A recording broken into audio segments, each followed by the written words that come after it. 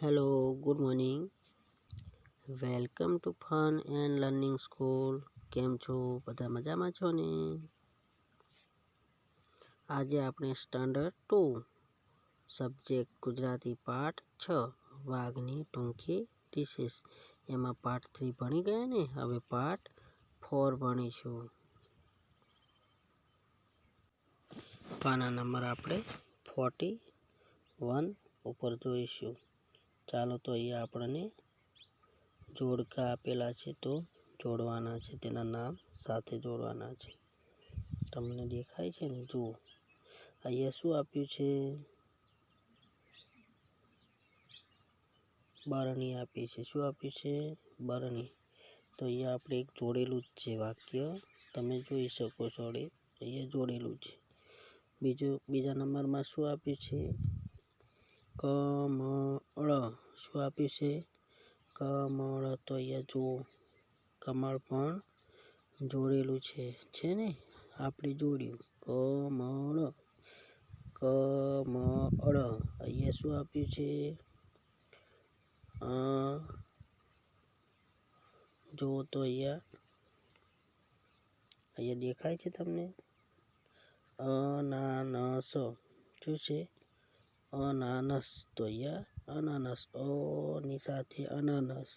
અહીંયા શું આપ્યું છે? રંગબેરંગી છત્રી. તો અહીંયા છત્રી સાથે જોડીશું આપણે. અહીંયા શું આપ્યું છે? આગબોટ. ચાલો જોડીએ આગબોટ સાથે. અને આ તો તમે જાણો જ છો, એક. તો અહીંયા આપણે ક્યાં છે લખેલું? એક.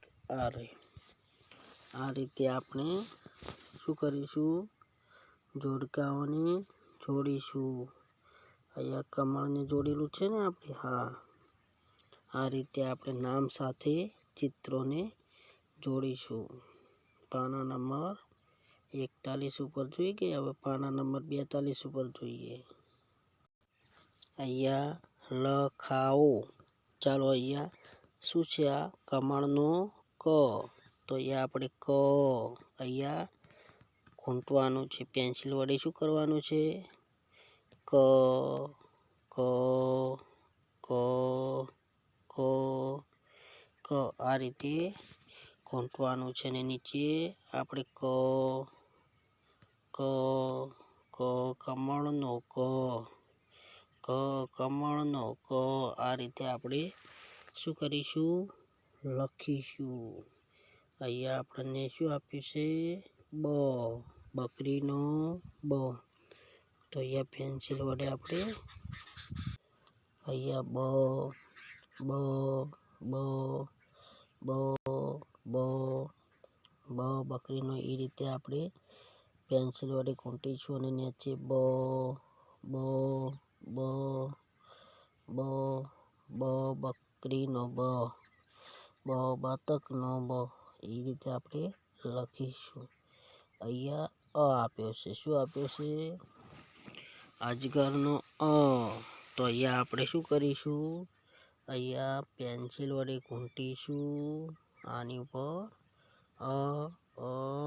એમ લખીશું. ક્યાં સુધી લખીશું? અહીંયા સુધી. અને નીચે આપણે એવી રીતે લખીશું. તો અહીંયા સુધી આપણે સુધી લખીશું. અજગરનો અ. તમારે બોલી જવાનું છે અને લખી જવાનું છે. હવે જોઈએ નીચે. આને શું કહેવાય? છત્રીનો છ. શું કહીશું? છત્રીનો છ. તો ચલો લખો. છત્રીનો છ. છત્રીનો છ. છત્રીનો છ.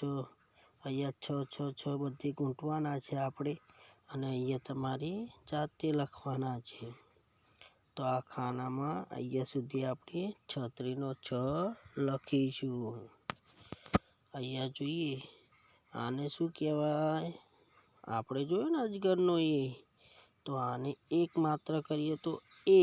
શું વંચાય? મારી સાથે બોલો તો. એ. બોલો ફરીથી. એ.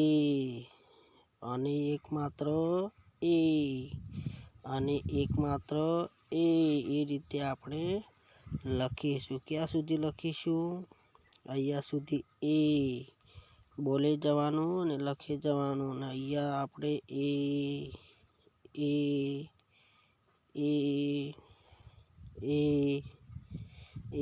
એમ અહીંયા આપણે લખવાનું અહીંયા સુધી.